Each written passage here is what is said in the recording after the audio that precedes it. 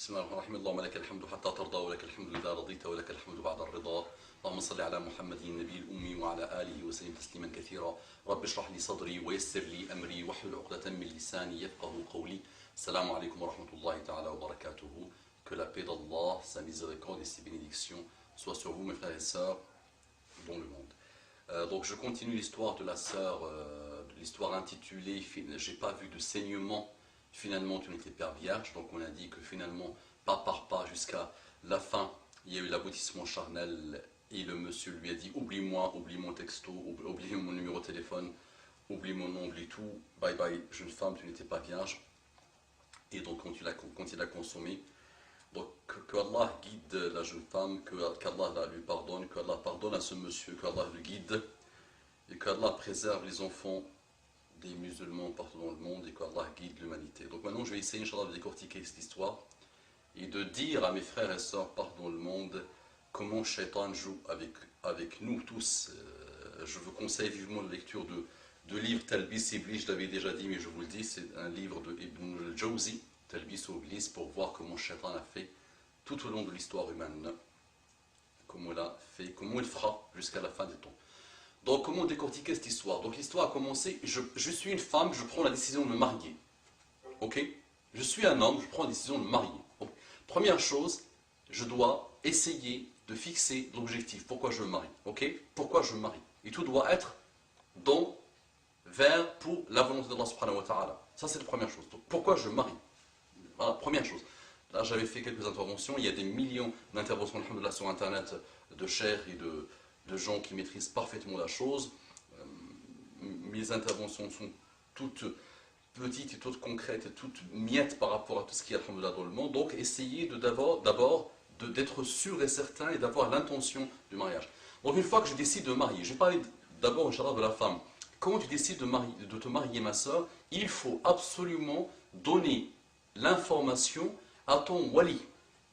Il y a des gens, c'est vrai, qui ne sont pas encore musulmans, qui vont prendre cette notion comme quelque chose de bizarroïde, que la femme ne peut pas prendre une décision sans. C'est pas ce qu'on dit, mais j'invite ces gens-là qui vont se poser des questions à lancer des recherches, et une fois qu'ils feront leurs recherches, l'aboutissement sera leur conversion et le retour à l'islam, et là ils vont voir la beauté de ce type de précepte islamique. Donc une fois qu'elle décide de se marier, il faut absolument qu'elle parle à son conseiller, son wali, quelqu'un de sage, son papa, le sage de la famille, le père, s'il est sage, ou le frère, quelqu'un vraiment de sage, son wali à elle.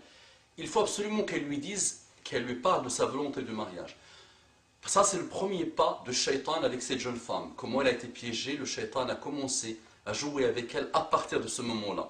Quand elle a décidé de faire ça toute seule dans son petit coin.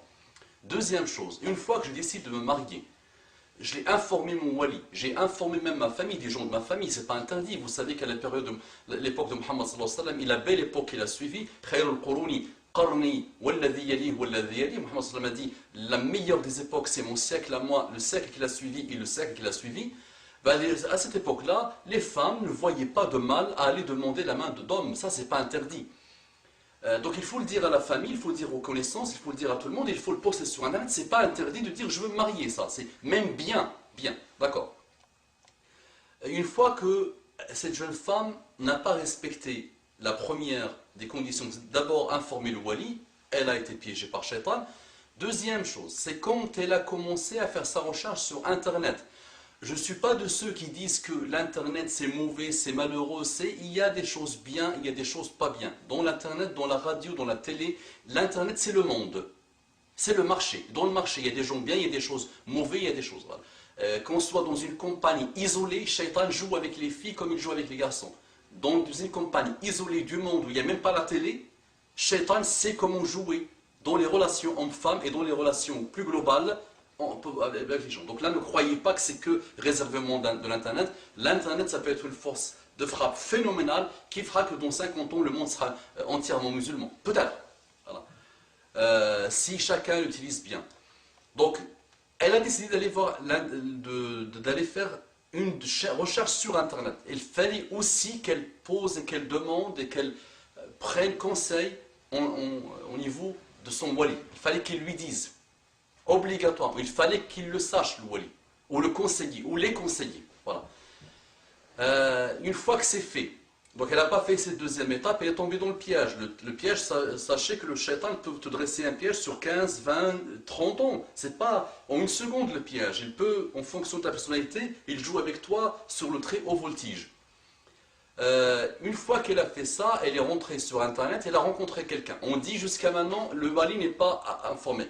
Au moment où elle a fait la rencontre de ce monsieur, première chose qu'il fallait qu'elle lui dise, monsieur, vous voulez vous marier? Ok. Moi je veux me marier, ok. Croire qu'on peut se connaître pendant 10, 15, 20 ans, ça ne sert à rien. On ne pourra jamais connaître la personne. On connaît la personne si on a une bonne décision de se marier. On fait les recherches comme Mohammed nous a demandé sur le futur mari, sur la future. Alors, mais ça c'est le wali qui le fait. Ou c'est les conseillers qui le font, c'est la famille qui le fait. Ces recherches-là sur le futur mari ou sur la future mariée. Donc à ce moment-là, le piège aussi a commencé vraiment à faire, à se déployer. C'est le moment où tu as rencontré le monsieur sur Internet et tu ne l'as pas dit à ta famille. Et tu ne lui as pas dit à lui-même, quand le mal est déjà fait, monsieur, ok, bah, vous voulez vous marier, bismillah, tenez le numéro de téléphone de mon wali, appelez-le, et on fait la première rencontre si vous voulez, voilà, sur... dans le monde réel avec mon wali, Inch'Allah.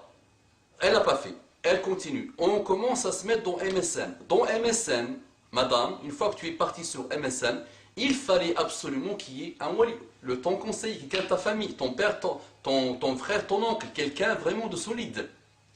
Au moins, si tu ne veux pas, tu as la honte, tu as ce que tu veux, au moins dire à quelqu'un. Parce que quand ton shaitan joue avec nous, quand on est seul, il fait ce qu'il veut. Alaykoum bil jama'ati fa inna dhi'ba yakulu min al-ghanam al-qasiya. Mohammed sallallahu alayhi wa sallam a dit alaykoum bil jama'a, soyez toujours avec un groupe, avec des humains, avec d'autres. Parce que dhib, le loup, mange toujours la brebis galeuse, la brebis qui se met toute seule. Vous le savez très bien, donc il ne faut jamais être seul. Par rapport à shaitan, il ne faut jamais être seul. Toujours au moins dire à quelqu'un. MSN, monde de MSN. À notre pas, on est parti vers l'échange téléphonique. Et là, c'est le piège total. Madame, tu étais toute seule avec le monsieur au téléphone, c'est bon. Tu cherches son cœur, il cherche ton corps. Il fera des choses que tu n'imagines même pas pour te faire tomber. Il a réussi à te faire tomber. Donc madame, attention, je te le dis, à partir du moment où tu rentres dans ça, là, échange téléphonique, téléphone, tu es cuite. Cuite. Et même lui, s'il a au départ une bonne intention, Shaitan joue avec lui. Donc je n'étais pas dans son intention à ce monsieur, il ne cherche pas de lui trouver des excuses, il ne cherche pas à trouver des excuses. Vous n'avez pas respecté. Et quand on ne respecte pas les préceptes d'Allah subhanahu wa ta'ala, on tombe dans ces pièges. Voilà.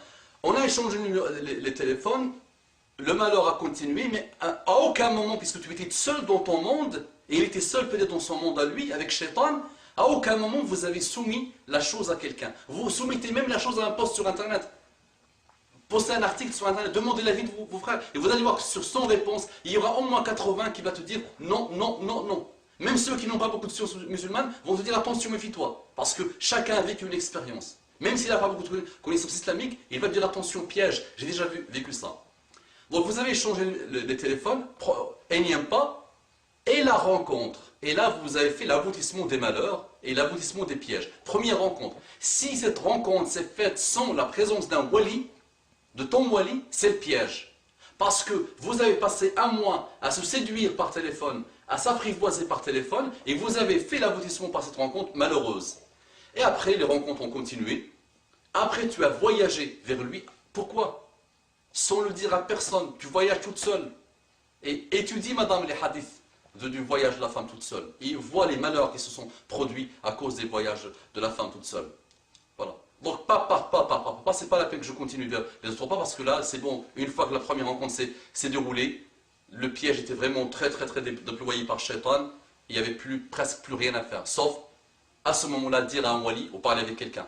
Ça n'a pas été fait, le mal a été fait, que Allah nous pardonne, que Allah te pardonne, que Allah nous guide, que Allah guide ce frère, que Allah te guide ma soeur, et que Allah pardonne à tout le monde, et on n'est pas là pour te juger ou pour juger quoi que ce soit, on est là juste pour dire tirons les leçons et avançons Inch'Allah vers la paix avec Allah subhanahu wa ta'ala. أقول قولي هذا واستغفر الله لي ولكم فاستغفروه إنه كان غفارا رحيما اللهم صل على محمد النبي الأمي وعلى آله وسلم تسليما كثيرا